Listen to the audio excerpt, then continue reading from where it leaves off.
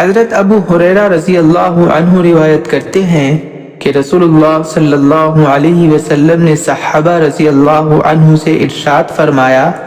کیا تم جانتے ہو کہ مفلس کون ہے؟ صحابہ رضی اللہ عنہ نے عرض کیا، ہمارے نزدیک مفلس وہ شخص ہے جس کے پاس کوئی درہم، روپیہ، پیسہ اور دنیا کا سامان نہ ہو۔ آپ صلی اللہ علیہ وسلم نے ارشاد فرمایا، میری امت کا مفلس وہ شخص ہے جو قیامت کے دن بہت سی نماز، روزہ، زکوٰۃ اور دوسری مقبول عبادتیں لے کر آئے گا،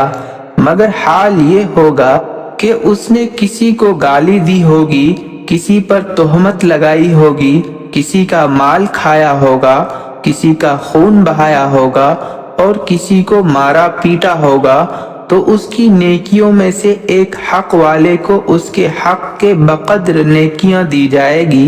ایسے ہی دوسرے حق والے کو اس کی نیکیوں میں سے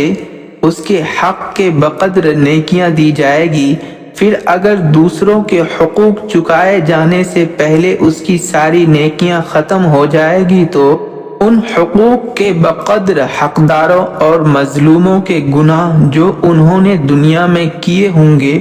ان سے لے کر اس شخص پر ڈال دیے جائیں گے اور پھر اس کو دوزخ میں پھینک دیا جائے گا۔